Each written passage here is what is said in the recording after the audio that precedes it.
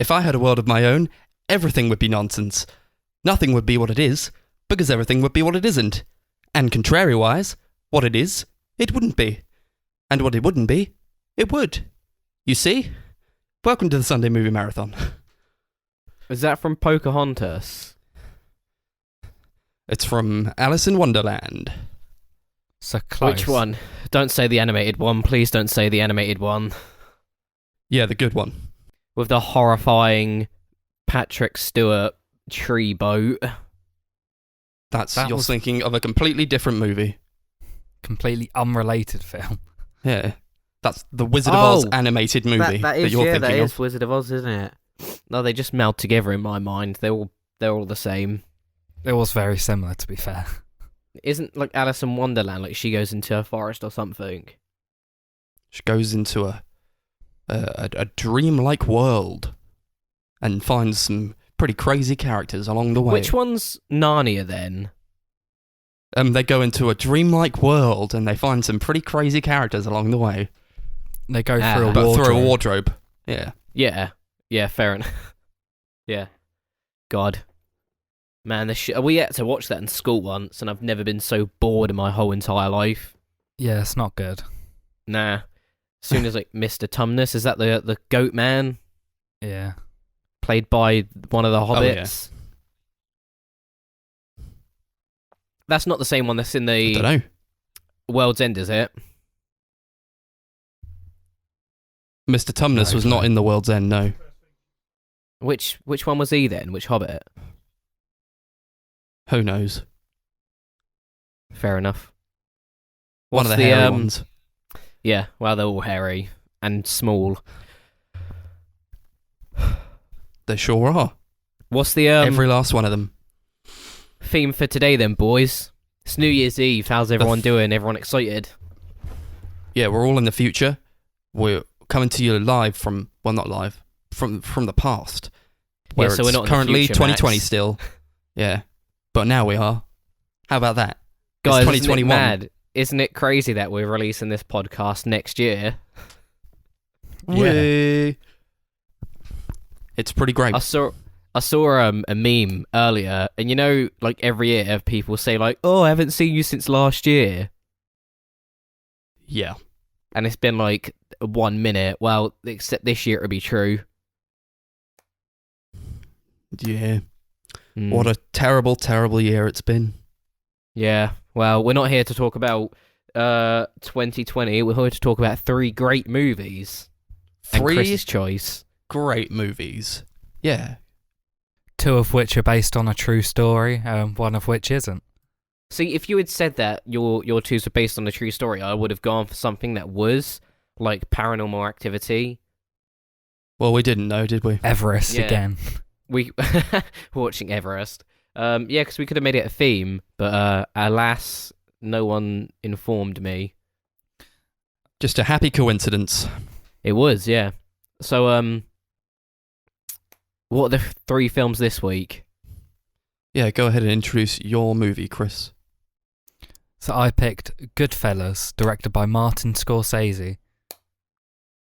Film about a mob guy and his friends around him.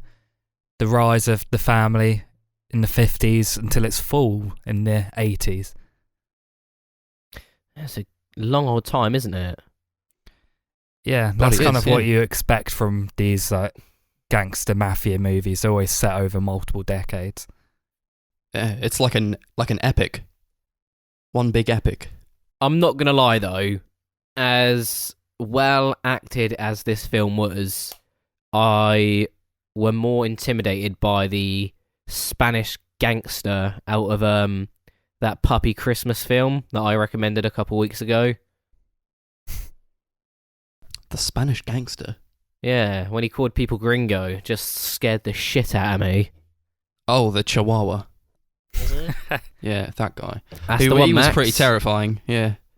Yeah. He was scary. So what did everyone think of Goodfellas? Mate, I hope you cut that long pause out. I'm going to keep it in just to make it more awkward. Yeah, Max, you can start. Why not? I love this movie. This is the second time I've watched it. It gets better every time. I love Martin Scorsese. I love pretty much all the movies that he's made, or at least the ones that I've seen.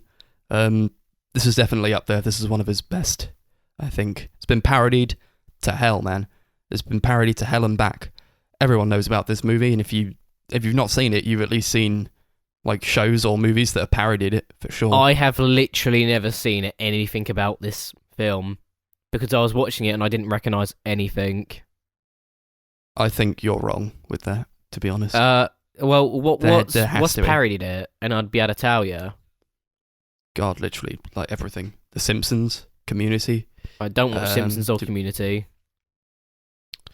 Well, you know, it's a very what's the phrase, like ubiquitous movie. Everyone knows about it. Yeah, it's very unubiquitous to me. Clearly. Well, at least you get to see it now. What did you think about it?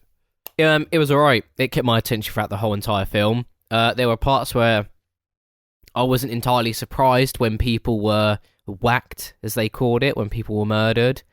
At the end, when that Tommy guy is being, what do they call it, made in or made up?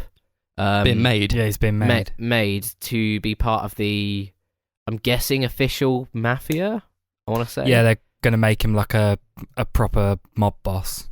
Yeah, and like as soon as he's getting ready, I'm like, yeah, they're definitely just going to kill him. But originally, I thought it was, what's that guy's name who was out of Meet the Fuckers? Robert De Niro. That's the one. Originally, I thought it was him putting a whack out on his mate. But yeah, like as soon as he got like to the house, I was like, yeah, they're definitely just going to murder him. Yeah, there's a lot of violence in the film, a lot of characters getting killed, but you kind of expect that from this sort of film. These characters are basically terrible people who do terrible things, but what I think Scorsese does really well is he makes you enjoy watching them even when they're being pretty shit. Like, there's never a point where you don't enjoy watching these characters, including Joe Pesci's character Tommy, who we just talked about, who is a pretty terrible person and literally just kills people because they like tell him to go fuck himself and stuff like that. He's just a loose cannon, but he's incredibly fun to watch. See, although he is, it wasn't him that put all the hits out on all of his friends, though, wasn't it? That committed the bank heist. It was Robert De Niro's character, yeah. So I was quite surprised to find out that. But I recognise that character from somewhere, Joe Pesci, but I don't know where from. I don't know what else I've seen him in. It's in Home Alone. Oh, is he the little fat one? Yeah. Oh, yeah, no, I've never seen Home Alone. Cool. No, it's not from that then, is it? He's in the Lethal Weapon films. I remember Lethal Weapon, but I haven't watched them in decades. Well, there you go. You've barely been alive for decades. I've been alive for 2.5. So when you were 5, yeah, I remember them from when I was 5 years old. Little boy. Well, no, I said I've watched Lethal Weapon, but I cannot remember. Stop putting words into my mouth. I think that's about it. Otherwise, he's shutting just your in butt down. Loads of gangster films. Well, he plays a good gangster, doesn't he? When did you first watch this then, both of you? I watched this 3 or 4 years ago. I really like Scorsese, and I wanted to get into like pretty much all his films, and this was like one of the big ones that I hadn't watched. Yeah, I was going to say, is it down to, did you hear good things about it, or was it just a movie from a director that you really enjoyed, that you assumed would be a good movie? It was a good movie. Yeah, it's a bit of both. It's like number 10 highest rated film on IMDb or something. Oh, no way. So it's a film that I've heard nothing but great things about, so that was why who was the guy that played Henry? Ray Liotta. Fuck, I thought it was Leonardo DiCaprio for like half the film. Jesus Christ, really? Looks nothing like him. Well, I don't know. Kind of did, a little bit. He does do a lot of work with Scorsese, to be fair. Yeah, well, yeah, no, I thought that and I was like, no, it's not the same guy. And then that went out my head. Well, DiCaprio's in like a similar movie by Scorsese, The Wolf of Wall Street. I thought while watching this, I was like, I really want to watch The Wolf of Wall Street right now. I've only watched that film once and I really enjoyed it. Yeah, they're very liked, similar, like in tone. Yeah, I liked Jonah Hill's character. He was pretty funny. In Wolf of Wall Street. Yeah. Speaking of being funny, this film is pretty hilarious at points. There's loads of moments that make me laugh every time I watch it. What are some of them?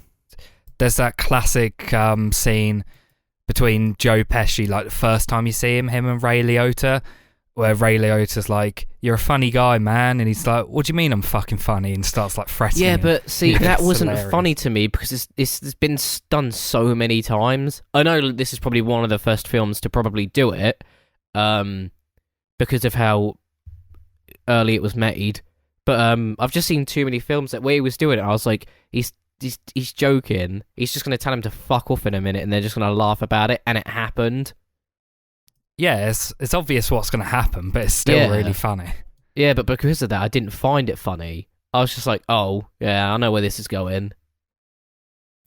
There's loads of scenes with Tommy's character that I find really funny. Like the scene where they go to his mother's house and she just gets up and makes everyone dinner and like starts roasting him for not having a wife.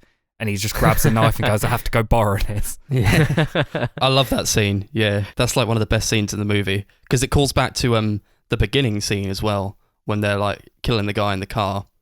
So they kill this guy and what is it, Tommy beats him to death, half to death. They put him in the boot of the car and he's like, "I gotta go to my mum's. I gotta go get a shovel." So they go to his mum's and then she's like, "Oh, I haven't seen you in ages. You never call me." And then she makes them like dinner.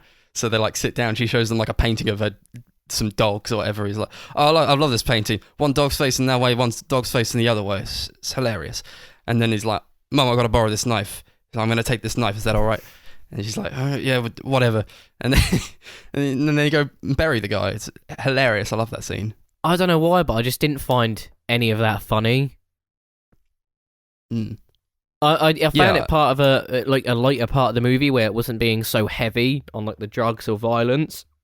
Pardon me, but I wasn't sitting there laughing at it. I just don't know whether I just didn't understand the tone of that scene compared to the whole movie. But I don't know. I just was like, oh, okay then, yeah. I don't know. That's fair. Honestly, I'm probably more with you, Connor. I don't get loads of laughs out of it. I think it's a very funny movie, but I never sit there and go, ah. There was I'm just all right, this is funny, and I there was one part of this it. movie that did make me laugh, but for the life of me, I cannot remember which part it was. There's a few scenes with Tommy where he just starts roasting like a guy that he's driving around with, like when they shoot Sam Jackson's character, and he's like, "Wait, what? Make the coffee to go." And yeah. he takes the coffee pot out of the house. Yeah. When you say Sam Jackson, yeah, Samuel Jackson was in the film. That was not Samuel Jackson, was it? Yeah, it was like one of his first roles. No way. He was so young. He has no lines. No, I didn't even recognise it was him. Yeah, he barely. They don't really show him face on though, to be honest. Nah, only for a few brief seconds. Yeah, there's also a brief cameo from Tobin Bell. He plays Jigsaw in the Saw films. He's in it for one shot. Really? What part? He plays a doctor or something. Oh, okay. Weird. Very good, very good. But did you guys so when the one of the three of the main characters was Henry, Tommy, and Jimmy murder that guy and go to bury him, I don't know why. Well, I do know why, but his death I thought was just very fucking brutal. Not like them kicking his head in, but when like they open the trunk and he's still alive and the guy just stabs him like 4 times in the chest. I was like, Jesus, that would fucking hurt. Yeah, there's a lot of brutal moments. That scene especially, I think, is contrasted really well by like the really bright colours, because like they start burying him and like the whole screen's like red. Yeah, like, with from all the lights and stuff. I think that's the really car. cool. Yeah, the brake lights. And there's also the scene where Henry beats this guy in the middle of bright suburbia with the butt of his gun because he tried to rape his girlfriend. Yeah, that part was funny. Not him trying to rape his girlfriend when he got his ass kicked. Yeah, it's just a lot of really brutal moments like that I think the colouring and lighting is really contrasting it well. I think about like these horrific and brutal like torture scenes in this movie, and I compare it to something like Scorsese's most recent movie, The Irishman. I think this is probably a lot better on that front. I think with how they show like the violence of it all, because in The Irishman they're like 80 years old, you know, they're just like they're trying to act like young men, trying to beat the shit out of people, but it doesn't really translate as well as in here. Yeah, some of the violent scenes in that are really not well done because of how old they are. But I think that film's a lot slower than this. This is much more of a, for the most part, fairly fast-paced film. Yeah. Henry, Ray Liotta, he's supposed to be like 21 years old for the majority of this movie. I'm like, really? He looks like 35 years old. Yeah, he does. You're telling me this guy's like in his 20s? It's like in The Irishman, where they de-aged Robert De Niro, so he's playing like a 30-year-old and he still looks about 70. Yeah. Yeah, I think the man just needs to accept that he's old now. Yeah. I generally love the story and the world that they create in this film. It's something that I love about a lot of these gangster movies, where they do a great job of like creating this universe that you disappear into for a couple of hours, and they do a great job of like showing the dangers of the underworld and how, although it's like seems exciting and stuff like that, those qualities can corrupt people, and it's not a lifestyle that you can really keep up with at all. Yeah, it feels very glamorous. The portrayal of it all, the gang lifestyle, the mafia, it's all very glamorous. You see where these people are coming from. You think about like especially the scene where it's like, so the film starts off with Henry as a kid and it's just him monologuing over it, and it's like his first time being in court and having a criminal record, and he comes out and like the whole of his sort of group is there and congratulating him, and it's almost like a rite of passage that it needs to happen in that sort of environment. Yeah, and there's like a section where he's like in prison for 10 years, and after he gets out, they just carry on with life. Like that's just kind of an expected thing to happen. He only spends like 4 years in prison, doesn't he? Yeah. But yeah, well, another part of that is it's when beginning part of the movie, it's like him living at home with his family. I don't think, other than the like first 20 minutes of the film, you ever see his family again, i.e. mum, dad, relatives, sisters, brothers, whatever, until the very end of the film. Yeah. That's sort of the point of the whole themes of it, though, because you get this gang, the mafia, and they're like, basically they take him in, they are his family. Yeah, and there's there's a great scene where it's like following the wife's perspective. What was her name? Karen. And she's talking about how she never sees her family anymore. She just sees like they're in a circle. They never like go outside. They just go to each other's houses and eat pasta and shit like that. Yeah, so you get the sense of this big familial Italian-American type of deal that I think is quite consistent with these types of gangster movies. Yeah. I love the way that they show Henry and his wife Karen's marriage basically falling apart because of the lifestyle that he's chosen to live. Like, he's basically cheating on her all the time, like putting her and the family in danger constantly. Baller ass move, if you ask me. Yeah. I like the scene where Karen just like goes up to one of his girlfriend's house and starts banging on the door. Janice. Even though she's got, even though she's got the kids with him at the time. Yeah, it just really shows like a dysfunctional family and how it would probably have an impact on those kids later on in life. Yeah.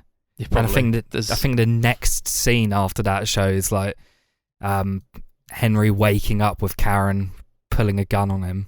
Yeah, to his face. That's a great scene. While he's in bed. He's just trying to talk her down. Like, just, Karen, put the gun down. I love you. I don't love her. What are you talking about? She's like, oh, all right. And then he smacks the gun out of her hand, just like beats it to the floor. It's like, don't you dare do that again. Yeah, I'll fucking kill you. Yeah. It's a very, very sinister scene. Just, shows what that type of life can do to someone. But then it's all the shots with the fucking money that he's got, and you just kind of sit there and think like, oh, is the risk really worth the reward? And he ends up turning on all of his mates. Yeah, that's kind of the message of the film. It's basically putting it up to the audience and letting you decide whether you think it's all worth it or whether... Because obviously Scorsese does do a good job of painting the glamorous side of it and also the bad side to it. So he kind of leaves it up to your interpretation as to whether you think it's a good lifestyle or a bad lifestyle, I think. You've really got to ask the question, like, how does this guy know so much about the gangster life? Don't know. I guess he did a lot of research, interviewed a lot of people, perhaps. Or this is a maybe real deal. He was a know? gangster. Maybe. Scorsese the gangster. Yeah, maybe. He did have a drug addiction for like a decade, so he probably knows some seedy people from there. There you go. But, I love how chaotic the movie is. Obviously, there's a lot going on, and you sort of expect that with these big gangster movies. You expect an epic sort of story, and I think the way the story's told is just as sort of high-paced and chaotic. Just like everything, you don't really get a moment to sort of relax. I think, even though it's like a 2.5 hour movie, like nothing is wasted.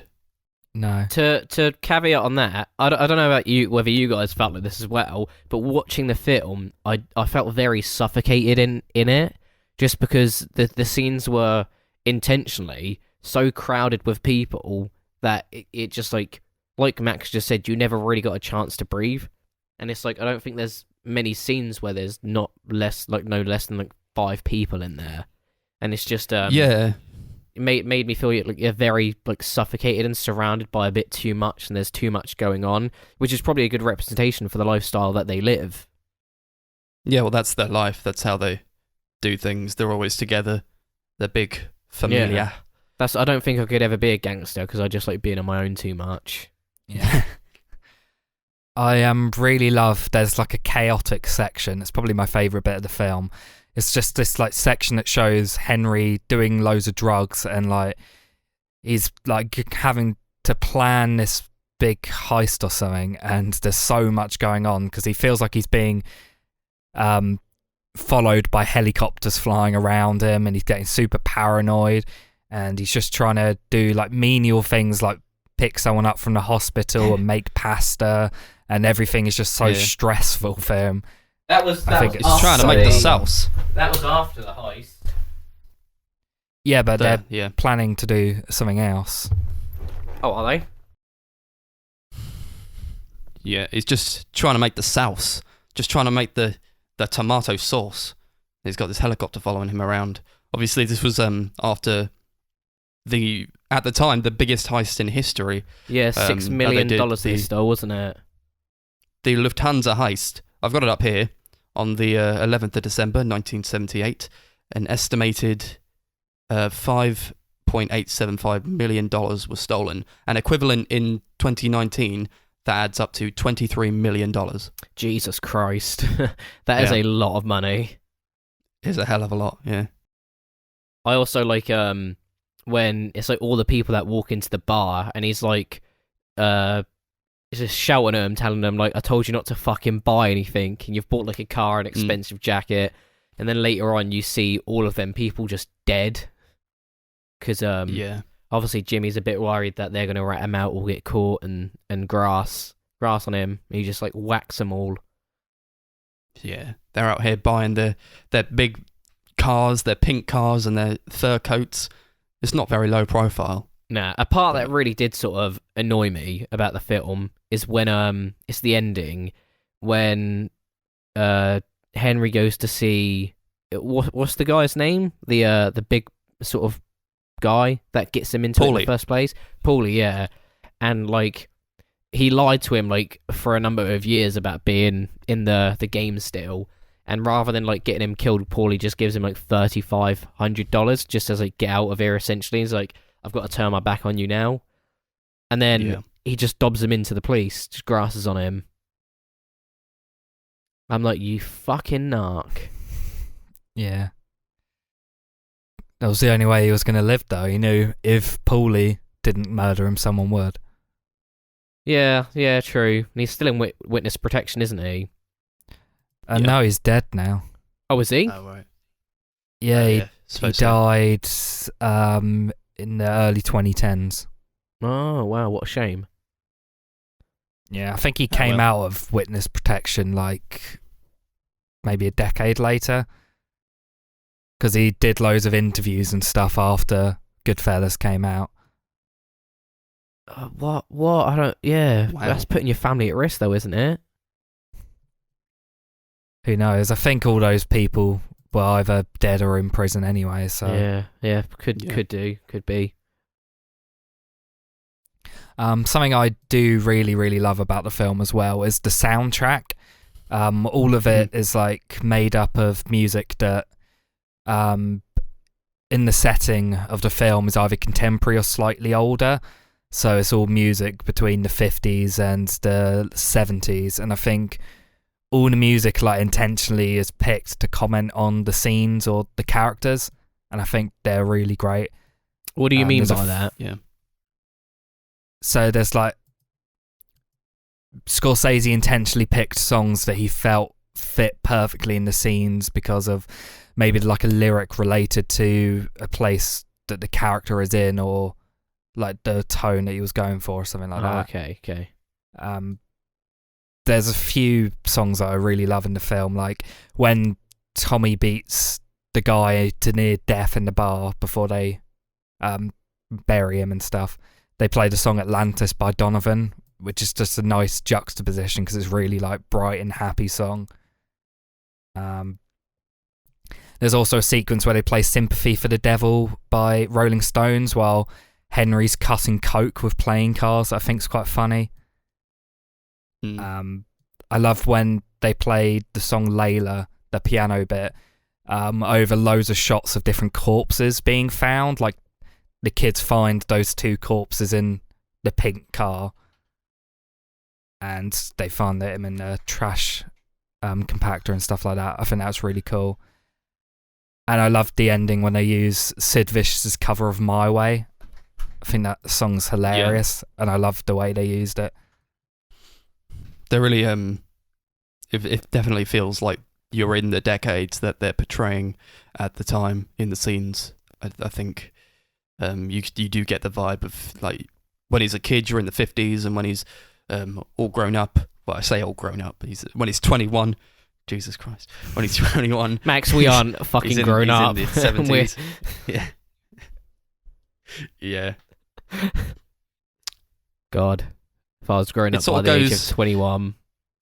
Yeah. It sort of goes to like it skips over a large part of him being in the family, in the gang. And it's just sort of like, oh yeah, Dad, I got a job. He's like, proud of you, son. Go and earn your money. And he's like, just there, and he's doing it. Doesn't really tell you how he got the job. Just like, I guess he just turned up. It doesn't really matter. And then it's 20 years later, and he's well, not 20 years later. He wasn't one, but it's an amount of years later. He's an old man, or he's 21. Either or. Jesus Christ, Max, get with it. Sorry, it's just every time I say he's 21, I picture his face. Yeah, like, he's not 21. I don't know.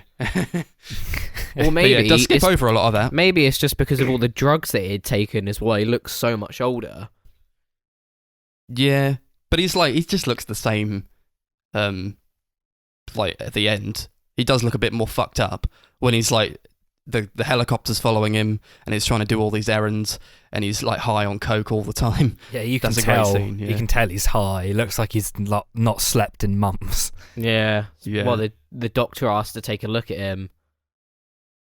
Yeah. I like the narration throughout the film as well, mostly from Henry, but occasionally it does switch to Karen. Yeah. I especially love the scene towards the end where he's in the courtroom, and for that one scene it switches from the narration to Henry speaking directly to the camera and speaking to the audience. Yeah, I like Yeah. that. I think He, that's like, a gets really up nice and he- touch. He walks around. A That very- sort of reminded me a lot of The Wolf of Wall Street as well, because I think he Yeah. utilises a lot of that in that movie too. Yeah, it was a very, very seamless transition for that as well. Yeah. Yeah, definitely. It didn't feel like, in like some cases, I feel like it's just made very jarring, and you're kind of taken out of the movie at that point when it happens. Whereas this, because it's been throughout the whole entire movie, it just feels like a very good sort of conclusion for the ending, and it doesn't take you out. It only enhances the story. Yeah, definitely. Yeah, I've gone through all my notes. Has anyone else got anything to say? I really enjoyed this movie, but mhm. I'm not allowed to say that, so Why not? I'm gonna have to say I didn't really enjoy the movie. According to Max, Why are you not allowed to say? because according to Max, I don't like any movies made pre-2000s. So, Your words, not mine. mate, that was your words, not mine. Your words, not mine, man. I didn't say that. I don't know what you're talking about. Yeah, I love this movie. I think a lot of the characters really fleshed out. I love all the acting. Ray Liotta, as old as he looks, he's bloody brilliant in the part. He really sells the integration into this gang. Jimmy Conway, Robert De Niro, I love him. I love I love his glasses. He's just like, he puts on his glasses, his eyes are like huge.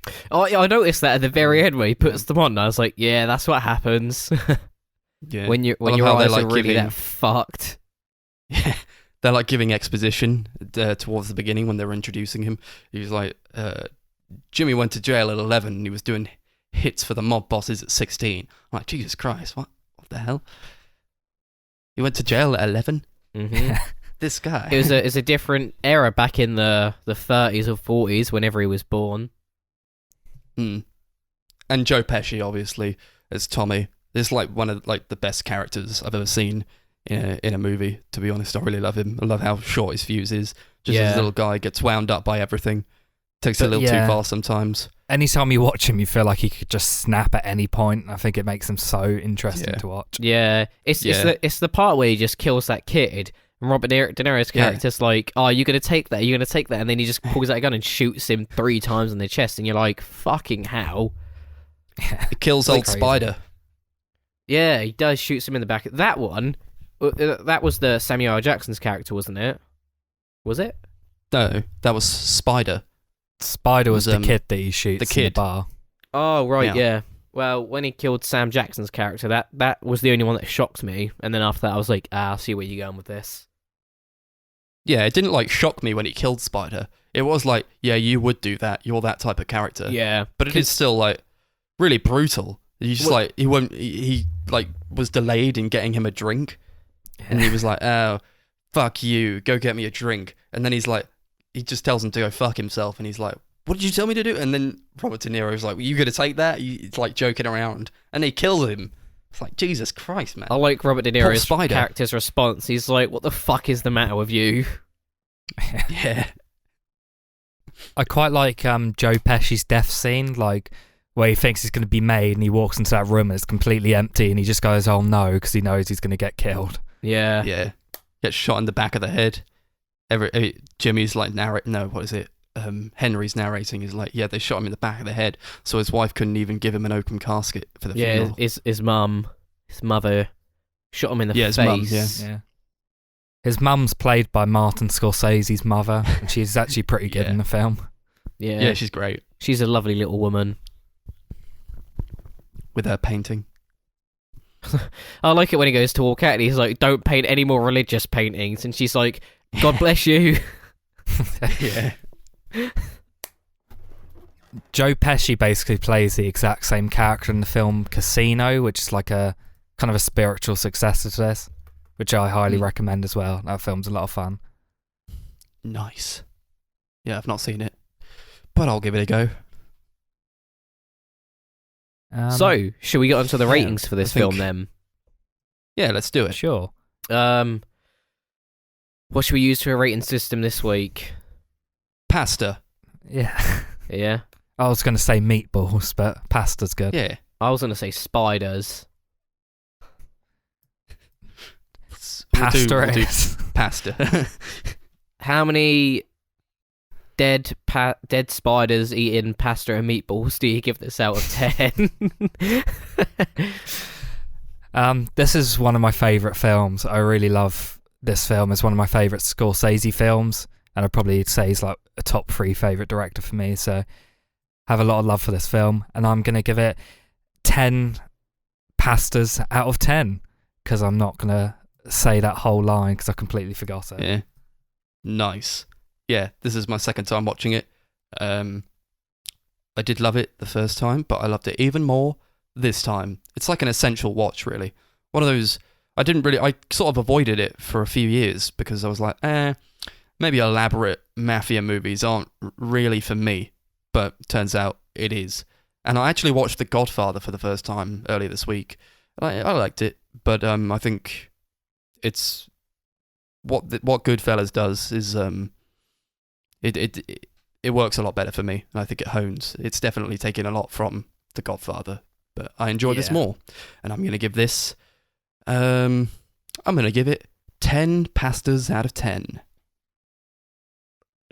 I really enjoyed the movie as well. I thought it was interesting. I didn't realize it was based off of true events until the ending. Like you said, the acting was really good. It was brutal, made you very understand the criminal underworld, as they call it. But there were parts in the movie that I did find slightly boring, and I really didn't understand how you guys found some parts funny. But again, that is just subjective to anyone who watches the movie. I don't think it made the movie any worse. It just, it's a little fun thing to know that people found it funny. But I'd give it a... I was going to say a 7.5 out of 10, but I'm going to round it up to 8. I'd give it 8 pastas out of 10. It was a good movie. I'd recommend it. But I think it's just slightly outside of the genre that I usually watch. But Nice. But I would like to watch other gangster films based solely on the portrayal that this one has. If they're just as good, then it would be interesting to watch and enjoyable. Yeah, that was part of the reason why I picked this, because I assumed you probably hadn't seen any. I think this is a great starting point. Yeah, like, don't get me wrong, didn't find the film boring, and I would watch it again. But I think maybe if I watch it again after another time in like a couple months, then maybe the rating would go up like you guys do with certain films. But for like a first time viewing, then yeah, I think eight's good. Yeah, it is good. 8 is mate. The audience have to drink. 8 is mate. Get it down, yeah. Alright, so we got another recommendation. It's mine. Who'd have thunk it? We do this every week, and it's always me second. I'm sensing there's some sort of a theme here. Anyway. I was going to say last week you didn't go second, but you did. No matter which way we swap it, I go first, Chris goes first, you're still in the middle. How about that? I've cemented my place. That's really funny considering what me and Chris were talking about before we started. Oh? Yeah, Chris wanted to sack you off. I knew it. Chris has been after me for forever since we began this. He went, I can't believe he's late. I went, yeah, usually we're around his, so we're always late. And Chris went, yeah, if it weren't at his, he'd always be late. I went, yeah, that's true. Chris went, maybe we should just sack him off and get redone. I'm making up the time from when you guys were late over to mine. I'm adding all the minutes together. We had to dodge coronavirus. What do you expect? Yeah, these it last was chasing months, these after last few us. months that we've not been able to see each other. It's just been one long wait to come over here again. Oh God, the audience are gonna cream the day that we sit in a room together again. Yeah, the audience being me. Chris, have you checked the stats for any of these episodes? Yeah. Does anyone watch them? Yeah. Just me. How many? We get about a dozen listeners. Oh, really? No way. That's all right. Yeah. Depends on the episode. There's been a couple that got like 30, but generally we get about, Whoa. 11, 12-ish. Oh, wow. Well, We're so the other 10 we're of you breaking the fourth besides wall Max, with this one. Hope you find these episodes fun. There's a lot of banter and chemistry between me and the boys. Please continue to listen, please. You wouldn't believe we've been friends for 6 years. Yeah, because we haven't. Anyway, Well, you I've got a haven't. recommendation. I've got a recommendation that we all watched. I recommended it last episode, and if you listen to that, the end of that, you'd know exactly what I'm talking about. It's a political thriller directed by Gavin Hood, based on true events again. It's called Official Secrets, and it came out last year. I don't think a lot of people saw this movie, to be honest. Yeah, do you wonder I why? only The chanced government's upon it. suppressing it. Yeah, exactly. It's about a woman called Catherine Gunn who worked at GCHQ. I wish I knew what that stood for anymore. I've forgotten something about headquarters. I'll bring it up later. But she works Government for GCHQ. Communications Headquarters. Yeah, that one. So she works for GCHQ.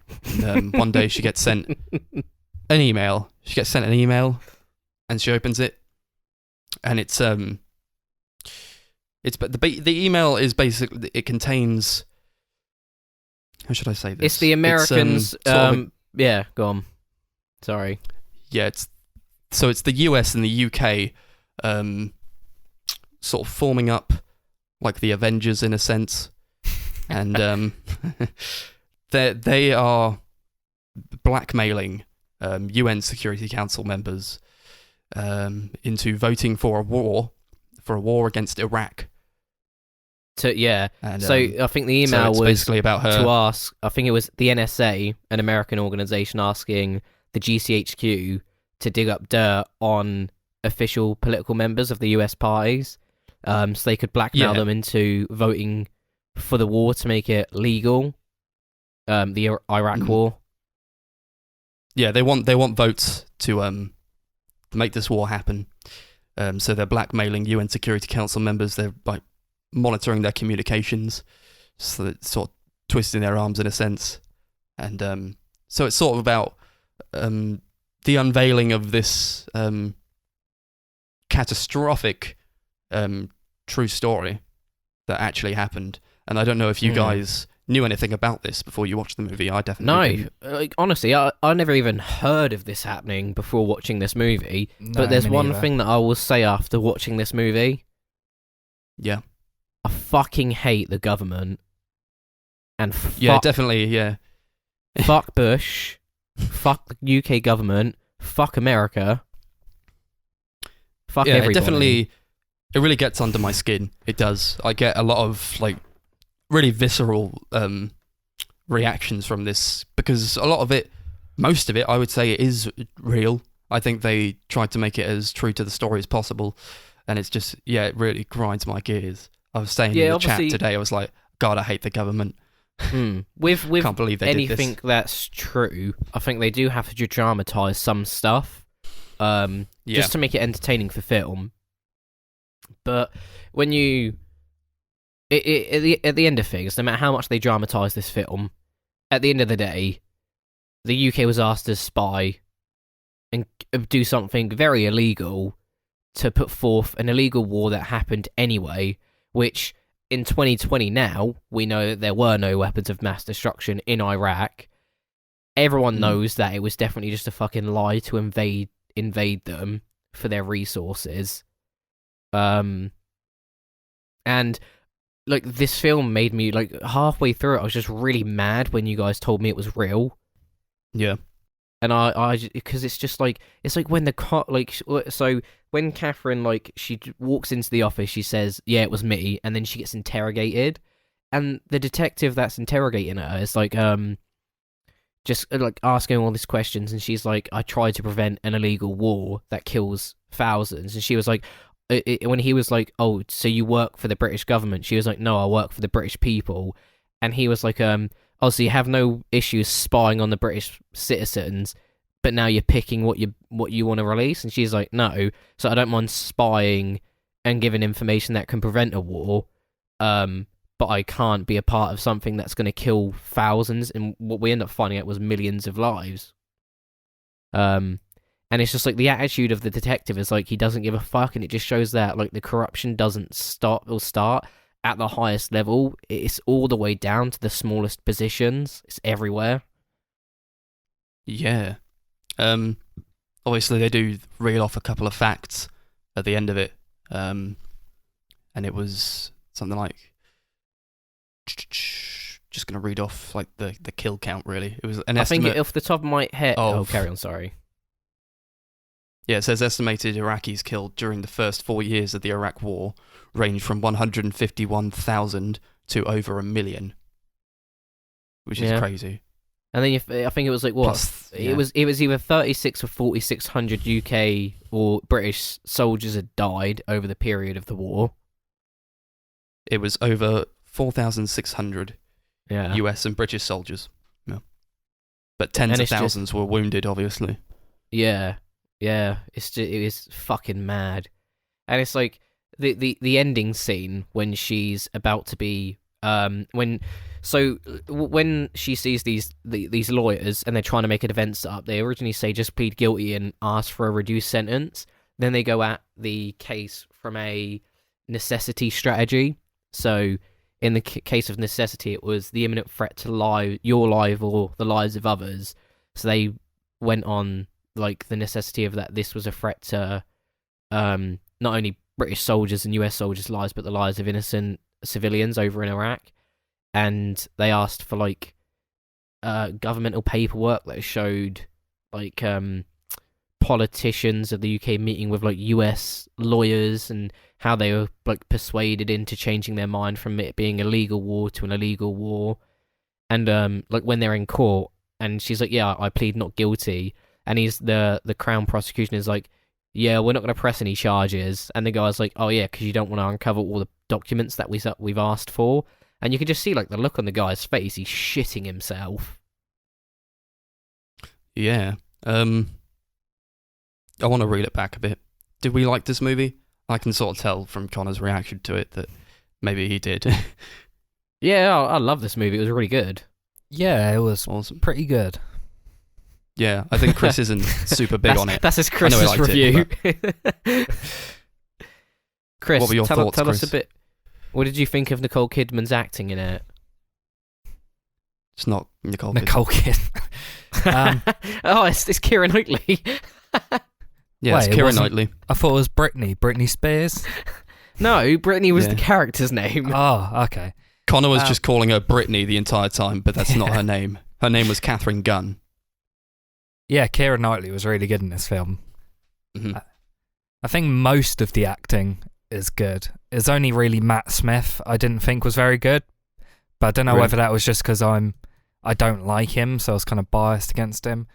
There was a part in the film where he meets Catherine for the first time, and the only thing that I didn't like about Matt Smith's acting is when he's talking to her, he's constantly looking at the floor, and I was like, why are you looking at the floor? Like, the majority of the scene, he's just looking down, and I was like, why? There was also that scene where one of the editors, I think it was, accidentally spell-checked the document. That was so funny. So it meant that it was... The government could basically... The US government could say it was fake. And like they're trying to find out who it was. And Matt Smith like just gets up because his career's on the line. He just goes, "Who fucking did this?" And he does it like exactly like that. That's exactly how he delivers it. I don't think he swears. I think he just gets up and goes, "Who changed what I wrote?" Yeah. No, he It's literally so says, he funny. gets up, he's like, who changed what I fucking wrote? That's what he says. Yeah, So- he was like Yeah. so unangry. Like it's just. I don't know. It was really funny. I did get that anger from him, to be fair. I didn't really have a problem with his performance. I do like Matt Smith. I think he's a good actor. And I do like his performance in this. That woman who sort of did the spell check, she wasn't an editor. Editors are like, in journalism, like the top of the tier list when it comes to jobs in a newsroom. So I think she was just like a clerk or something. And Yeah. that was a great Dumb scene. I cunt. love that scene. So they get the email from Catherine, who has given it to one of her friends and who's given it to the Observer, which is their news organisation, and they want to print it in the paper, obviously. So they do it, and they're like, the Observer back then was very pro-war. They had a very pro-war stance. They sided a lot with the government, but Mm. of course, we see, what is it? The editor. He says, he gets the email. He's like, we've always supported the government. We support the war, but this is a fucking good story. So they Yeah. print it anyway. I And like. then, Oh, sorry. like some clerk is like, some clerk is like, oh yeah, I'm sorry, I ran it through spell check, because obviously Americans spell certain words differently to how English people spell words, and unfortunately the other newspapers, they sort of cottoned onto this. They said, well, this is spelt like it was written by an English person, Yeah. so it must be fake. And they realised that they can't then again say, no, here's the real document, because it would look like they're just doubling down on like a fake document. Fake memo. Yeah. Yeah.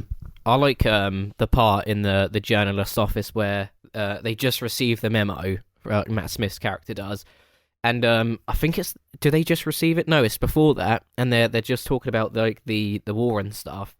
And that one journalist who's told to go back to DC is just losing his fucking shit, and he's like, "Oh, this paper needs to get his finger out of Tony Blair's ass." And as he walks out the office, you just hear like 3 or 4 other people that are at work there like, "Fuck yeah!" It's like, "You're damn right." And then the guy who employs them all gets really fucking annoyed, and he's like, "I don't ask for your fucking opinions or something." He's like, "Just write the fucking stories." Yeah. As Ed, guy who goes to DC, tries to get in contact with Frank Koza, the guy who sent the email in the first place. Mm. And Frank Koza tends to be like this sort of, he's in the wind. Nobody really knows who he is, and he's very difficult to get a hold of. But Ed, he already thinks something shifty is going on with how the government is handling this. He thinks they're trying to set up a war, and the email only proves him right. Yeah, but yeah, it just goes. Yeah, I don't know this. I don't know what I can. Fuck the government. It's like another scummy part of the Of course, film. being in possession. Say again, Mhm. sorry. No, go ahead. So I'm saying another part of the film I that, didn't say like, anything. just really made me like dislike our politicians back then. Was when like they go to deport her husband, and like they accuse him of like being a supporter of like Al Qaeda and stuff, and she's like, no, he's come here from a war torn country. It's like he's the least bit sympathetic for Saddam or whoever it was, and yeah, they arrest him and go to deport him, and it's only because like she manages to like speak to some high up people and like sort of verify the paperwork with their marriage certificate that he's let out at the last minute. And it's just like, fuck me, like the extent that like the police and the government will go to try and like dishearten and persuade her not to push forward is just ridiculous, and it's just something shifty. Yeah, it's a very intense scene. I really love that scene when he's like, he goes into the office to I guess like you need to fill out a few forms every now and then to prove you're sign in. still there. Doesn't he? if you're seeking asylum. And some woman comes to the car. She says to Catherine, she's like, "Yeah, you with the tall guy?" She's like, "Yeah," and she's like, "Oh yeah, well they just taken him in. Like he was yelling about his wife, so she has to go through this whole like political rigmarole to like talking to different people. She's got to go to her local PM who's calling up a bunch of people trying to get him out of this MP being deported. Yeah, it's a very sorry, stressful MP, scene, yeah. isn't it? Yeah, it is incredibly stressful. I love it though. Yeah. For us, it was a span of a couple of minutes, but you could just imagine it was an all-day thing for us. You can imagine how, like, not only stressful and terrifying it is for her, but for him to finally escape a country, be recognised as a legal citizen, but then be threatened with deportation for unjust reasons is, it's ridiculous. Yeah. And Everyone hates Catherine, that's why. I honestly just don't understand. Because everyone doesn't like her. How I don't know. I just don't understand why the no one really sees the politicians for what they are, and there are some people that are just so far up their own arses, and even people of like the general public are just up the politicians' arses, and they're like, oh, they can't do anything wrong. And you're like, do you really think people with that much power are uncorrupt? I mean, people get everyone's very, very upset with her, aren't they? Well, people get jobs at McDonald's, like managerial jobs at places like McDonald's and Tesco's, and become absolute cunts because they're drunk with power of being a fucking manager of a retail store. Could you imagine having that much power over a country? What that would do to someone? Power corrupts. Yeah, well, Indeed it does.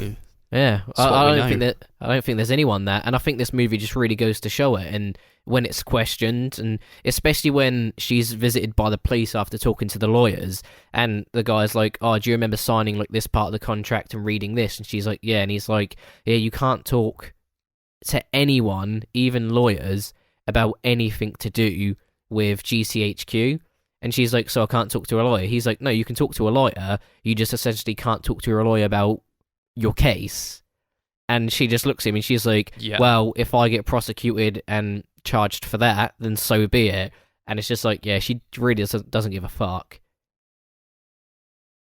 Yeah, very stressful situation to be in, I'm sure. Yeah, and it's lasted over a year. It was insane. And mate, everybody hates her. You've got all these people like after her neck. You've got like people, like there's scenes where she's on like a train. You got people in the background sort of looking at her. She's being tailed all the time. It's like a horrible situation to be in. Yeah. And they leave it for a year.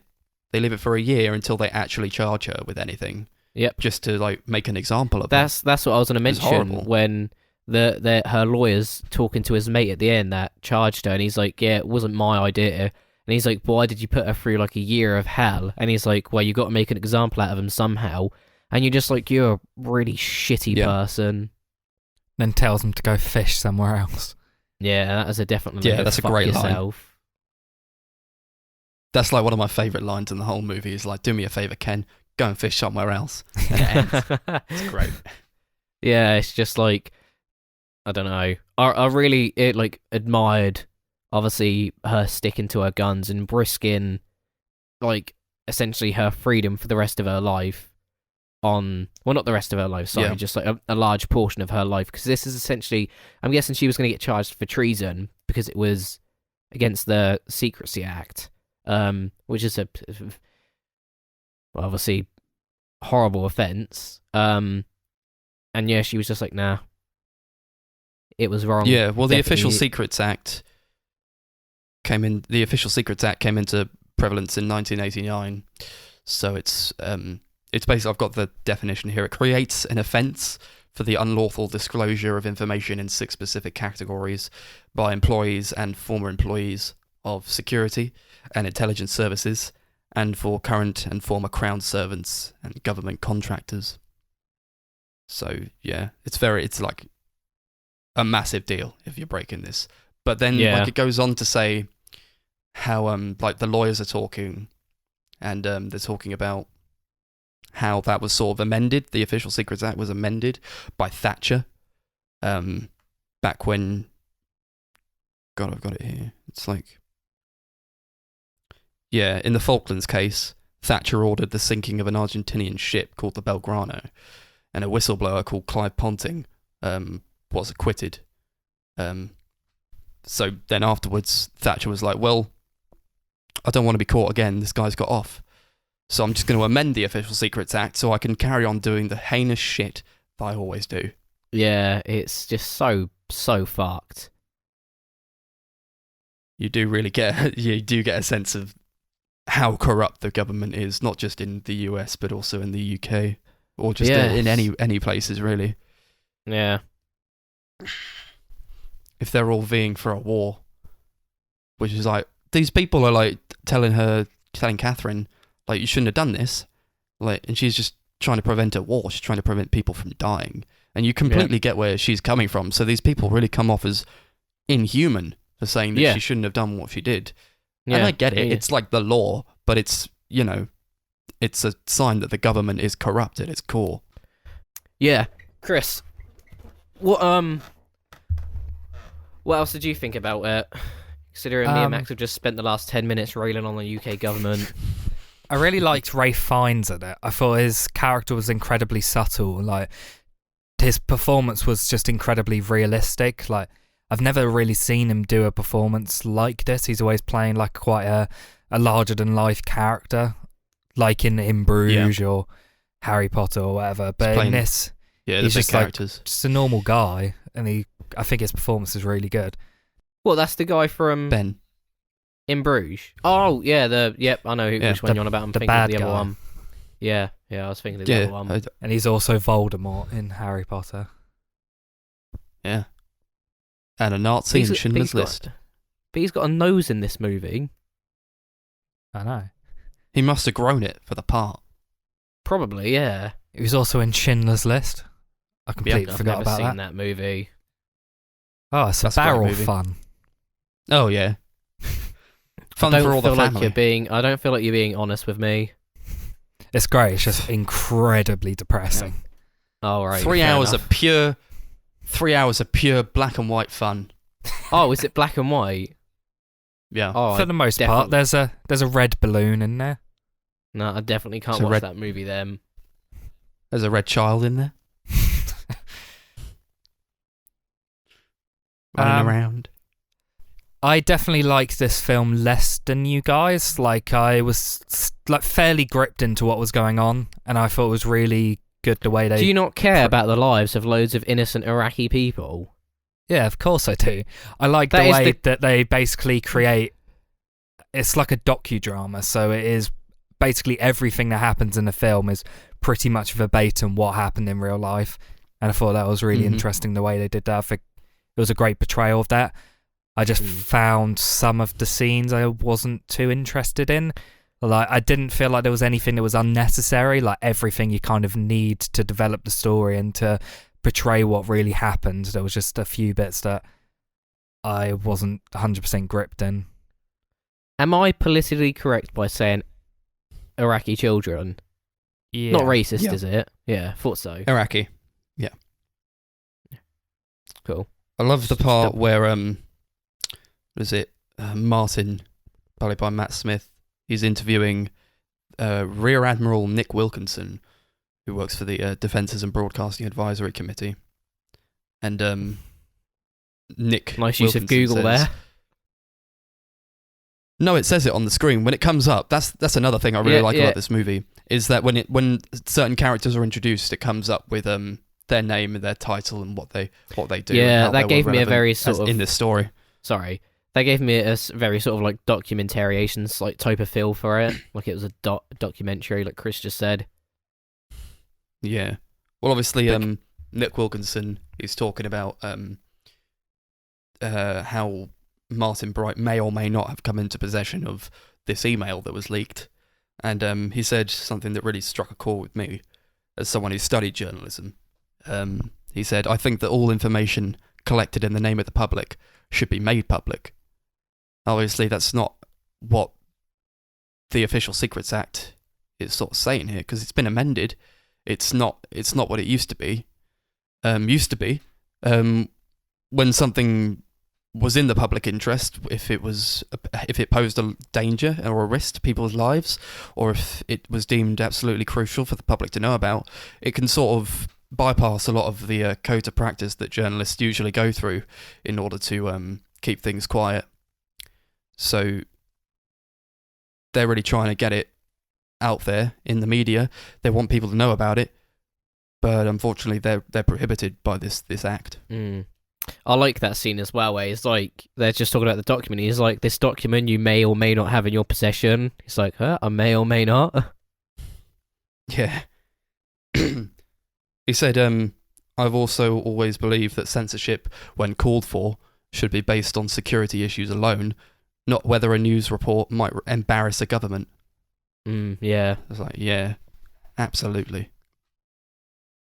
I think this does embarrass the government a lot, this movie. And maybe not not now, I don't think. I mean, we're under a different government, but back in the day, obviously, 2003 and 2004.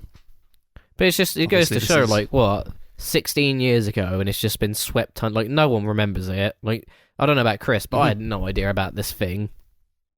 No, me neither. Well, the email, I think, was made public in 2010, as late as that. So that's when people got a hold of it. And then 9 years later, this movie came out. Apparently they wrote the script in 2008 and they've been trying to make it ever since. Wow. That's what I love about this movie, is it's not a particularly super gripping premise on its own. I think it's the execution that does it very well. I love the story, and I love how it's told. And I think this is not a movie that a big studio would take up and go, we've got to make this movie, it'll make us loads of money. It wouldn't. It's a premise that does not sell to a lot of people. I think a lot of people find this boring. It's the next Marvel crossover. Yeah. But I do think a lot of people find this movie quite boring. I don't. I'm sort of riveted from beginning to end. I don't see how you'd find it boring. Like, I don't know, just solely based on the fact that it's true events about how governments tried lying to promote to get an illegal war, falsely made legal. Like, you must be pretty, like, I don't know. You must be pretty, for you not to give a shit about, like, just learning about it, or to find it boring, I don't know. It's just like, what, you find learning the truth about your government boring, the fact that you're lied to. Don't know, yeah. Yeah, but they actually they talk about that in the movie itself, because they're trying to uncover whether Saddam Hussein has what is it called? Weapons of mass destruction. Yeah, WMDs. They're trying to find out if he has WMDs, weapons of mass destruction, because if he does, then the war is kind of warranted. But if he doesn't, then it's an illegal war. And they say something really interesting, is like, well, if Saddam does not have weapons of mass destruction, people don't want to know about it. The public doesn't want to know about it, and the media outlets don't want to know about it. And I think that's sort of a big theme of the movie, I think, and it's very, very relevant. It's like, well, people don't really care, you know. No, I don't think most people care about watching this movie. If I pitch this movie to people, I think they sort of turn their nose up at it. Yeah, well, yeah, now, but as soon as, like, something is done that direct, the thing with it is, I think it was a line in the movie as well, where, I don't know if it was this or whether I saw it on another video, but it's something about, like, the politicians or, like, these big editors and these news organisations going to the front line themselves. And I don't mean, like, going to war themselves, but it's like, I think it's like when Ed's walking off or something. I'm not entirely sure where I heard it, but it's just like, yeah, maybe they need to, like, get on the front line and get down in there to really see how it is. And I think there is a scene. A lot of the, like, population, a lot of people, and because it's just so alien to them, they just don't care, and it doesn't affect them directly. So they don't care. Like, a war in Iraq may be illegal, but for most people, they're just like, well, it doesn't affect me, it doesn't affect my way of living, although it could, they just don't see it that way. Yeah, I think that's a lot of people's mindsets. There's obviously a scene in the movie where one of the journalists is actually in Iraq and they're trying to find the weapons of mass destruction. Obviously they don't, but then there's like explosions going off around them. They're like, oh my god, what was that explosion? He's like, don't worry, there's just detonating things so that kids don't rummage through the rubble and find undetonated explosives. Yeah, and just blow themselves up. But it's just a bit. It's like, even when I talk to like both of my brothers that obviously served in the army, and one of them went to Iraq, and just like some of the stuff that they were told, and even they felt a bit like dodgy about some of the shit that they were told, and it's just like, I'm not saying they told me anything. Liz, if There's you're a lot of listening, I was joking. There's a lot of red tape around these kinds of issues, I think. But Even, that's so fucked though, isn't it? Yeah, it is. Yeah. I mean, everyone knows that the government's keeping secrets from us. I don't think that's like a new thing. I think that's always happened. Yeah, like the aliens. They're definitely keeping aliens from us. Absolutely. Raid Area 51. Except for when they announced that there was aliens and no one cared. Yeah, people don't want to believe honestly, it. I made such a big fuss about this that the US Pentagon officials at the US government said that they have a spacecraft that doesn't have any materials known to this planet, that is made from materials that aren't of this world as they used. And I'm like, I heard it on one podcast, and it was like for a brief like minute that they were talking about it, and I'm like, does no one care that they've just like officially said like, we have a device that was not made on this planet, or if it was, they're elements that are unknown and no one gives a shit? And you're just like, someone's either really fucking smart, or there's little green guys running around. They've confirmed a few like UFO videos as well. Yeah, that there's three don't know what they are. Yeah, 3 videos, but that's just it though. UFOs are unidentified flying objects. They're not alien, extraterrestrial, so they could just be either anomalies in the systems that are used on the spacecrafts, or just something we just genuinely don't know about. But to be told and confirmed that there is something not made on this planet is alien life. It must have been made by someone. So it's a glitch in the Matrix. Who is that someone? It's all a big cover-up, just like what happens in this movie. Everything's trying to be covered up. Roswell as well. Yes. I really like the music. If you guys sort of picked that up, I want to reel it back a bit. Talk about like the technical elements. I know we're getting involved in like all these government conspiracies and aliens and all that. I just want to reel it back a little bit. It's like everyone's like, yeah, the government's lying. This aliens, and Max is like, yeah, but I like the music though. Music was nice. Yeah, those pretty noises. It's a great score, I think. Very eerie. I got a lot of like creepy vibes to it. There's a lot of like stretched bell sounds and sort of like reversed sound that sort of just stops abruptly. I really enjoy it. Yeah, the music like really heads in that like political thriller sort of direction. They're trying to make it super tense and stuff, and I think it's pretty cool. It is tense. Added to the atmosphere. It did, yeah. But also, sort of, I thought it complemented the look of the film. Where with movies like this, I think they can be quite washed out. They can be very dark and not very visually interesting. But I don't feel that way about this movie. I think there are a lot of dark colours, but it's sort of like bold colours. And I think they do match with the thematic tone that's very like bleak in a way. It looks like a very clean movie. I love the framing. I love like the blocking and how they place characters. Really interesting. I felt like a lot of it just looks natural, like just kind of looks like real life, which I assume that was probably their intention. It's almost like it is real life. Oh shit! Yeah, they really tried to. Yeah, make they it were as really realistic there, as Chris. These were the people. It's actually a documentary. There was an actual camera crew recording actual people that were alive. How did they know she was going to leak the document? Did they just happen to be filming her all the I didn't time? say it was real on her, but real people. Keira Knightley is a real person. Yeah, I'm pretty Is sure she anyone is. in Hollywood really a real person? Nah, not really. Hollywood's just a machine, just as corrupt Exactly. as the governments. So, should we get onto the rating of this film, unless anyone has any more notes that they would like to divulge to the group? I think I'm mostly done. Yeah. Yeah. I could really talk about this movie for a very long time, and I think Connor could too, but Yeah. I think we have to stop it now. Well, yeah. What are we saying out of 10?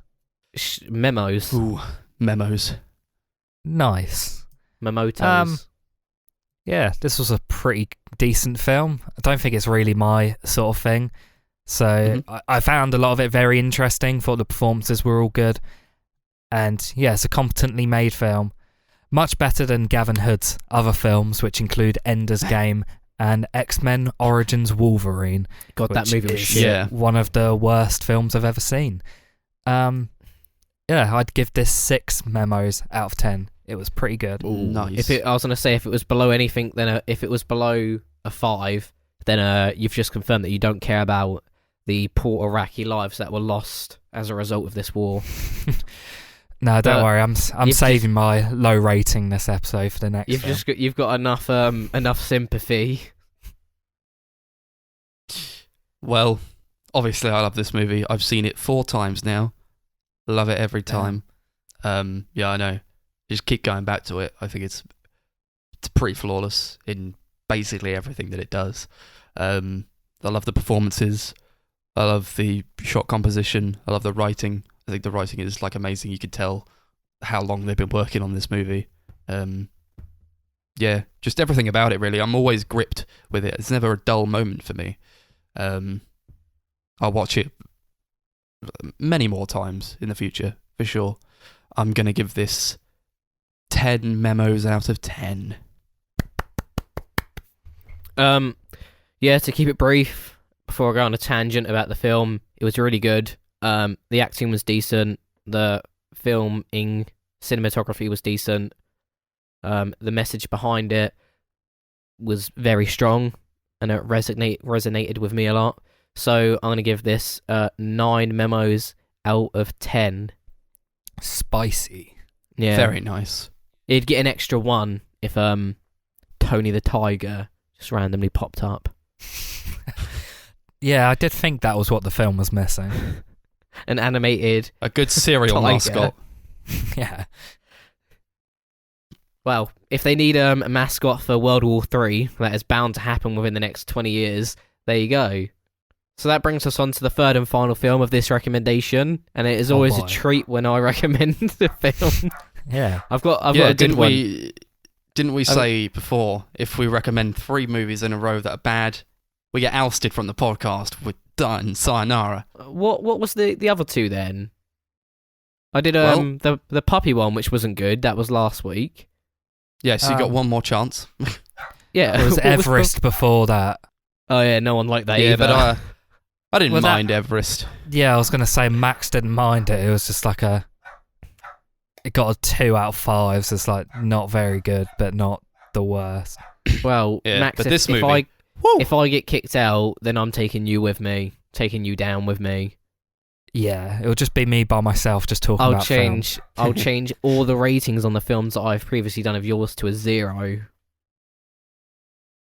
Yeah. Do But you want to introduce your movie then? yeah, so this week I chose a film called Stay Alive. It's a film that I watched maybe 10 years ago with one of my friends, and I haven't seen it since then. So what I remembered as a good movie was mediocre at best. Basically, these guys play this video game, and the video game is cursed. If you die in the video game, you die in that way in real life. And it's essentially a group of kids that slowly are getting killed in the video game, try to find out how to break the curse. And it goes how you'd expect a film like that to go. Shit. It's Malcolm in the Middle's actor reprises this role as Malcolm in the Middle. What's Yeah, his name? good old Frank- Malcolm's here. Frankie Frankie Muniz. Muniz, that's it. He was also Agent Cody Banks. Don't forget about that. God, yeah, I forgot about both of them A films. seminal role. Isn't there like one that's based in England? Yeah, it's Agent Cody Banks 2 Destination London. That's the one, yeah. God, those films are fucking awful. It's like they've got a whole spy camp, and it's like they just press a switch when the parents come, and like everything gets covered up. But that's not the film we're reviewing, but it's just as bad. I've got my recommendation for next week. So, the premise of this film is pretty interesting. I'm Is it? using that term very loosely. I've never seen a film like it, where like obviously if you die in a video game, you die in real life. The Matrix. Spy Kids 3 Game Over. I've never seen these movies. So that's why I said I've never seen a movie like that. Doesn't that happen in Ready Player One? I've never seen that. That got bad reviews, so I never watched it. I don't really remember it because it was god awful. So. Yeah, I heard it was shit. The acting was pretty shit. Here, The CGI at the end was pretty shit At the end? throughout it. There wasn't a lot of CGI throughout the film. It was only really when they're like actually playing the video game.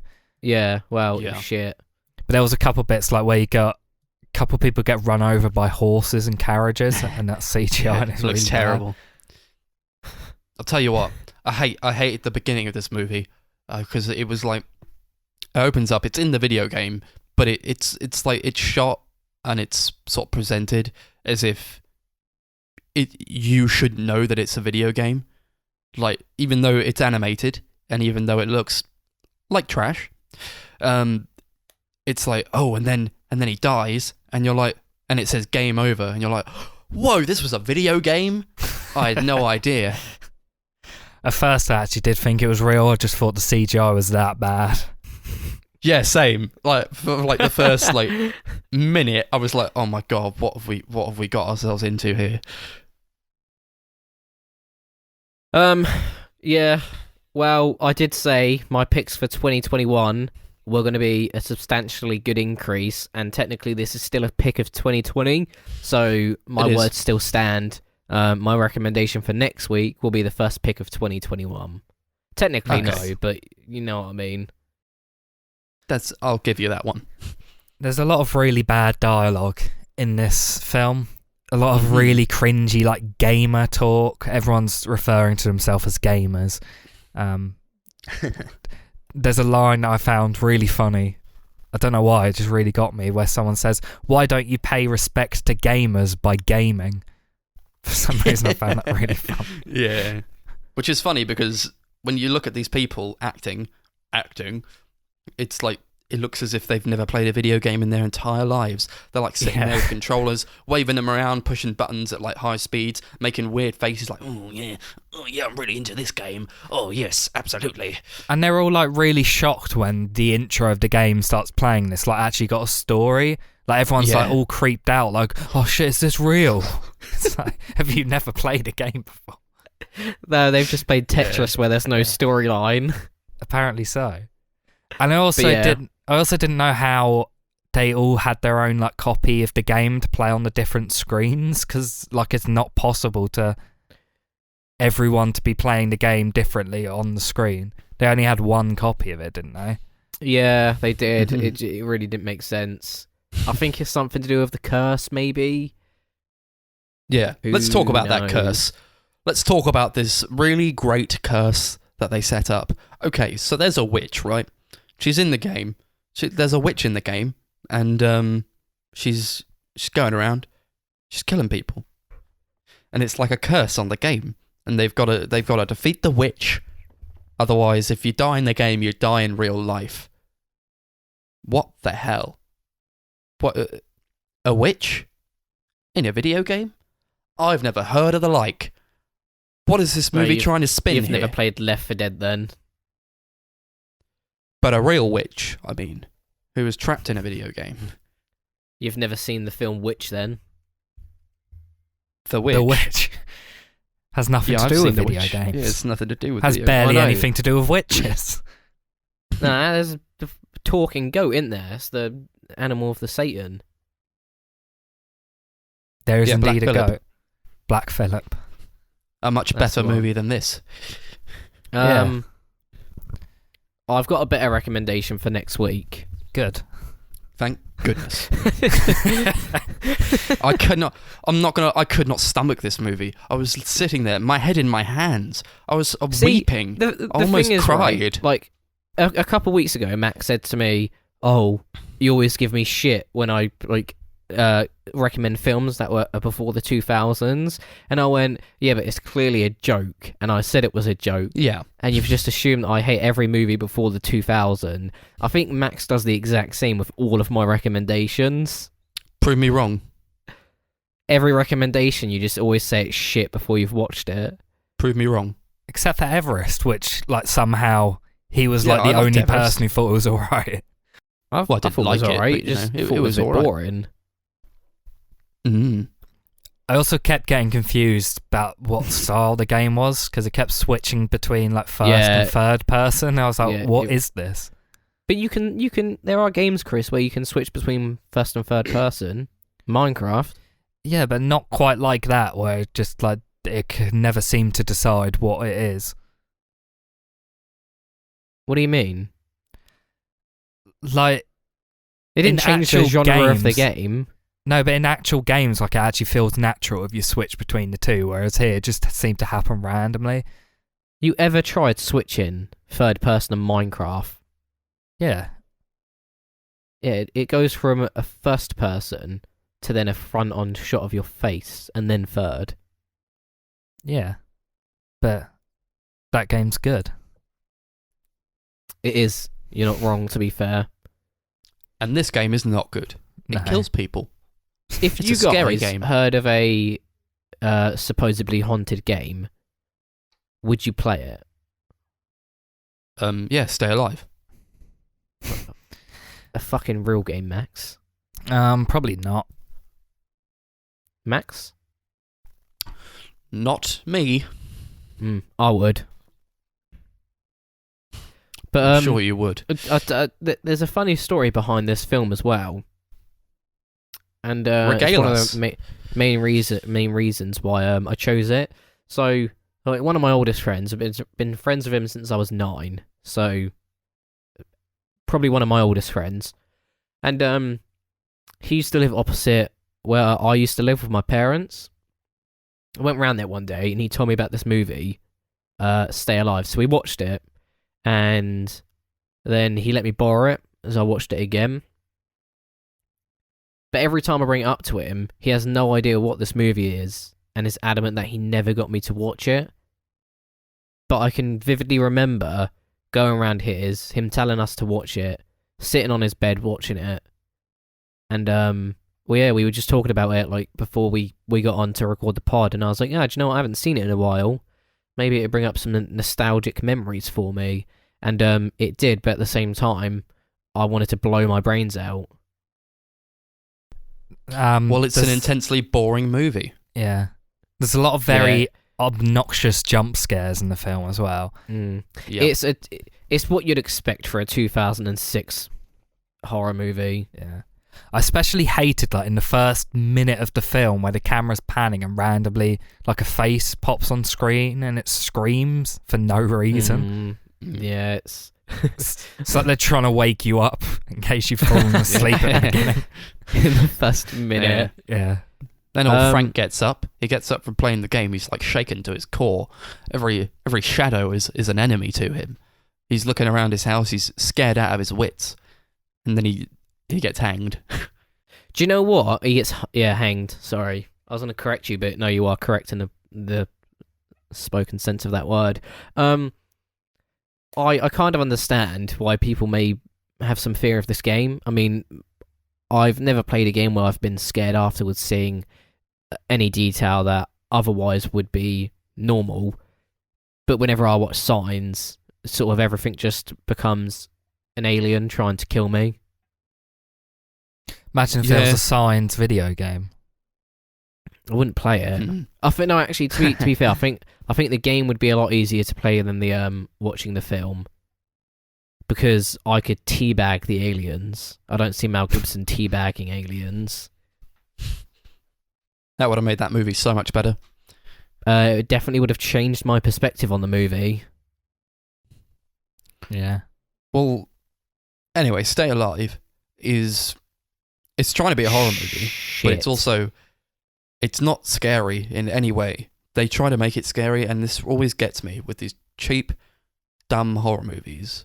Where they're like, well, Max. just put in a jump scare. We'll just put in a jump scare with a loud music hit, and that'll scare people, but it's not scary. It's just cheap. Max, I have a question for you then. Go ahead. You've got a choice. You have to watch A Cure for Wellness or Stay Alive twice. What are you doing?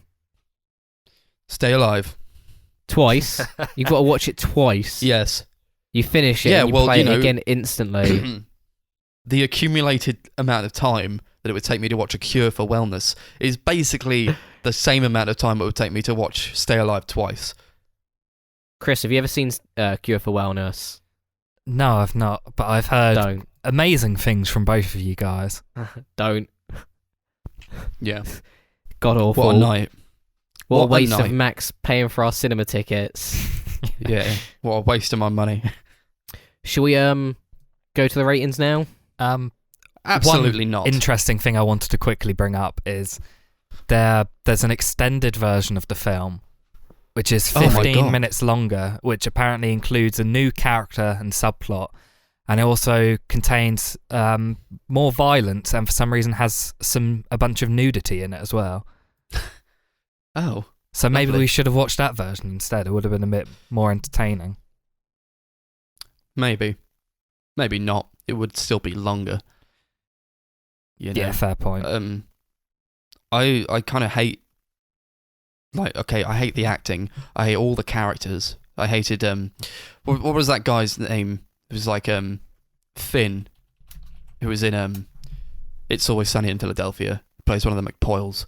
Hated him the most. I was so glad he died. That was like bliss to me. And I'll tell you what, there's another thing. Like when he died, it was like, this is a big problem I have with the movie, where I don't think they film at night. I just think they film in daytime, and then they like make it darker in post-production. Just really got to me. Like Wouldn't every so surprise often. me of this type of film. Like there's the scene at the end where the main guy Hutch is walking through the graveyard. It's quite dark, and then it cuts back to Frankie Muniz, who's in the van, and it's like daylight outside. I'm like, what are you trying to do here? Really annoyed me. Really gets to me. It's like I expect that from like a cheap 70s movie or something. Not in this. Well, I don't really expect anything from this, to be A honest. cheap 2000s movie. Yeah. Even the costumes sucked. You guys like the dressing that they did with these characters? You like how they all dressed? Yeah, I liked when thought it looked Frankie horrible. Muniz had the hat with the wheel on top. Yeah, it looked horrible. It's awful. Oh, man. Yeah, a lot of bad lighting choices. A lot of bad technical choices. I all think there's a lot around. of bad choices. One of them being a green lighting this movie. Yes, Yeah. absolutely. I don't have the anything hell? else to say about it. I just think Neither like, do I. when you make a movie like this, who's out here going like, this is a really great movie that we're making. I'm glad that we're making this. 13-year-old me, Yeah, apparently. clearly. I don't think anyone on the cast or crew had any interest in this film. Nah. Not even They the probably don't director. even remember it. The director blocked has it out of done their nothing minds. but shit, so he probably liked it. Great. He directed Honestly, that film, The Boy.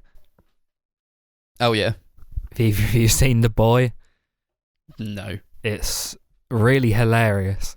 It's like Great. it's got the woman from Walking Dead, one of them in. It's about she has to like babysit a doll or something, but then it starts moving and stuff. That got a sequel as well. Yeah, I'm pretty sure. The This Boy year, I 2. think. Yeah, Brahms. There's like, they get involved with the police because all their friends keep dying, and like the policemen were like, or like the detectives were like real assholes. They like, there's Eddie. Eddie from Friends makes a cameo. He dies instantly in his laptop at work, and then the police go to investigate it. And Hutch goes over. He's like, "Oh my god, I can't believe my good friend Eddie has died." And then like one of the detectives is like, "Oh yeah, you probably did it, didn't you? I'm watching you. I know you did this." I'm like, Jesus Christ, his mate's just died, and you're acting like an arsehole to him. You guys suck. And he basically judges them all for playing video games as well. Yeah. Then like Finn dies or something. Someone dies. Someone always dies, and then. Like, he's at the scene, and they've got the laptop open, and then the police, the detective tries to give the game a go, and Frankie Muniz is like, "No, don't do that," and he literally tells him to shut up.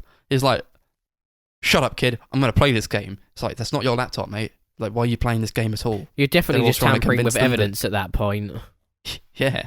They're all just trying to tell him that, like, all their friends are dying because of this video game. It's a very far-fetched notion, of course, but you wouldn't go ahead and play the game, would you? What's the point? You're supposed to be doing your work. God damn it. Annoyed me. People are like screaming all the time. They're just always screaming. There's a girl in the movie who like flails about and just screams while she's in like that big mansion, even though nothing's happening to her. And then like Hutch goes to like kill the witch, where you gotta kill her by putting 3 nails into her. What a bunch of bullshit that was. And then she's like got a flower. She's got I forgot about the roses. Jesus Christ. They throw roses at them and then they disappear. Wow. Ingenious. I never thought of that. So she's like out to the sidelines while Hutch is dealing with the witch out in another room with a flower going, "He loves me not. He loves me not." I'm like, Jesus Christ. Why are you doing this at a time like this? These people are insane. Hate this movie, man. I hate it with my very soul.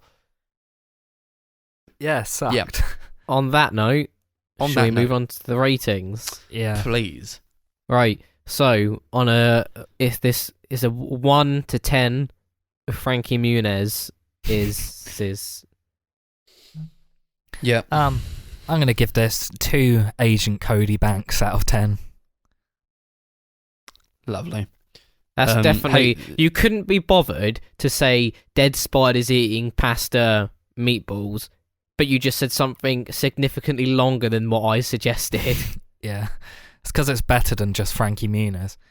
I'm calling back to one of his classic characters. I was thinking of doing a Cody Banks thing, but I was like, Chris wouldn't say the last one because it was too long. He's definitely not going to say this one. That was mostly because I couldn't remember it by the time you said it.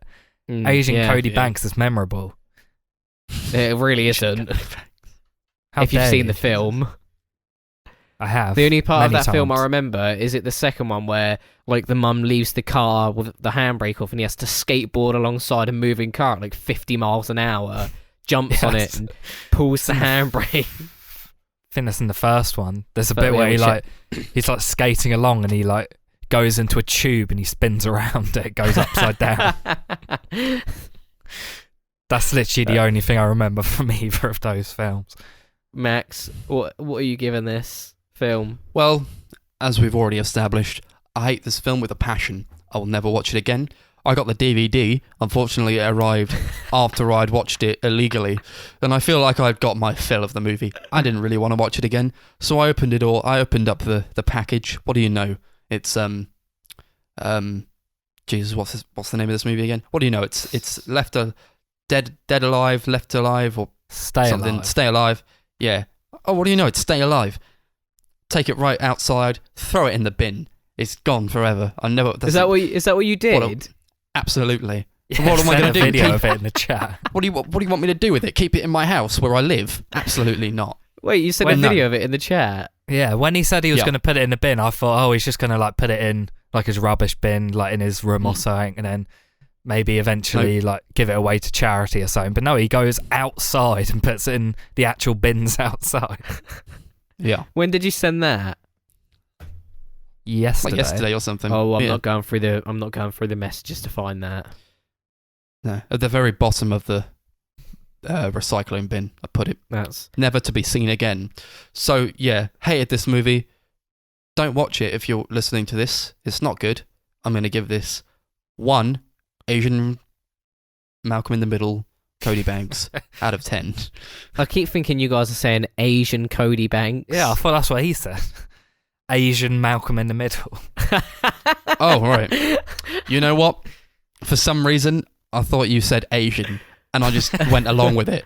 Like a chump, like a fool, didn't question it at all. I'm giving it 1 Agent Cody Banks. Agent.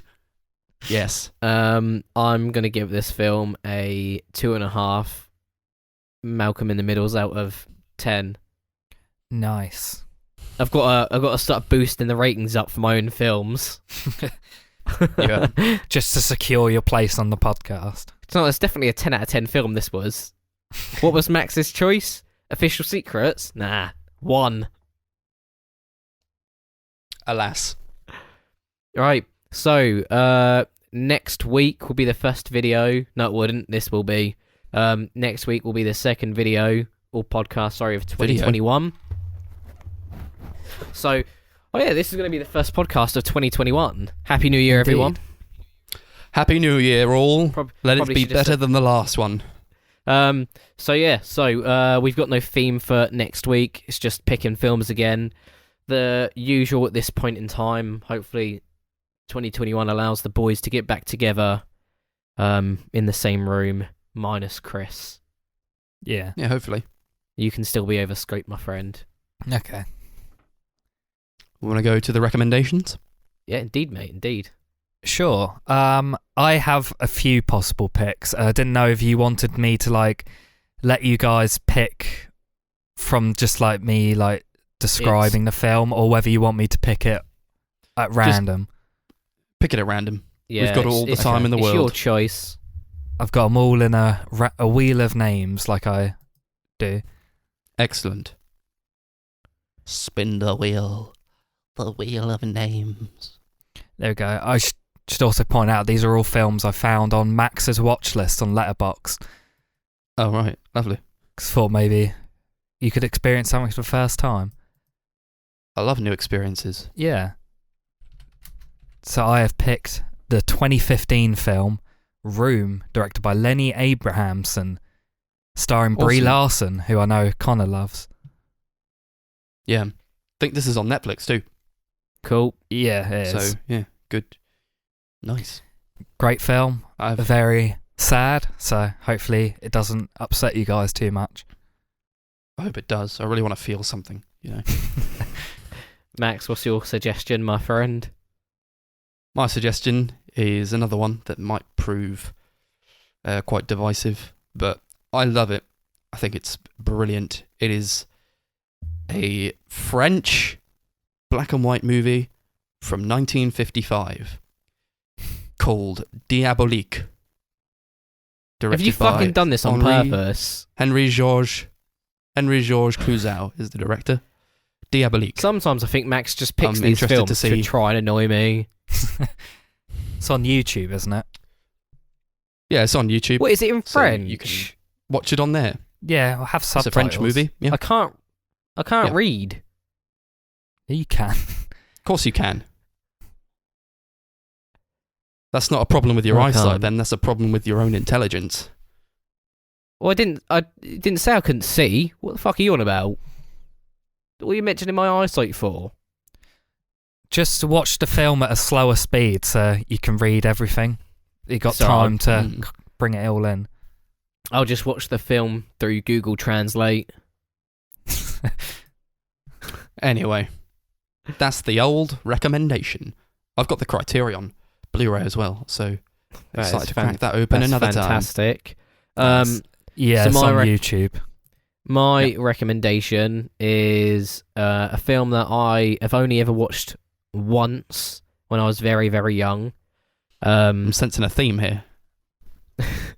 And my film is going to be Castaway with Tom Hanks. Oh, nice. I've never actually Lovely. watched that.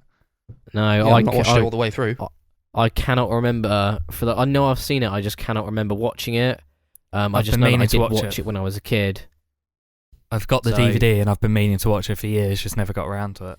Well, there we go. Now's your chance. Castaway is my next recommendation. So maybe I've maybe I could redeem myself next week. Yeah. Yeah. Awesome. One of my New Year's resolutions is when we do 2021 recap, to be voted best recommendee. Fuck off, Nice. Max. Recommender. I said nothing. As soon as I went, I could be the best recommendee, you went, Yeah, recommendee is a funny word. do you think you're going to be the best one? Thank you for listening to this episode of the Sunday Movie Marathon. Happy New Year. We made it, guys. Well, some people didn't, but we did. Everyone's happy. I hope. 1% of people didn't. Yeah. What, 1% shame. of the population's been killed by COVID? It's got like a 1% fatality rate, isn't it? Yeah, but doesn't mean 1% has died. I know. That was just Oh. a reference to the... I thought you were trying to say like 1% of the population had been killed off by it. I was like, fucking hell, that's a lot of people. Probably, to be fair, a lot of people have died. Well, what's 1% of 8 billion? It's like, what, 8 million? 80 million? 8 million, I think. Who knows? No, I'm pretty sure it's 80, because 10% of 8 billion would be 800 million. So 10% of that would be 80. Anyway, we could sit here and debate mathematics all day long. We are mathematicians, after all. Maybe we should start I think- a side podcast where we just discuss politics and mathematics. Yeah, We'll argue MC about squared. the Pythagoras triangle and the rule of pi. But until then, we'll catch you next time on the next episode of the Sunday Movie Marathon. The Sunday Movie Marathon Podcast.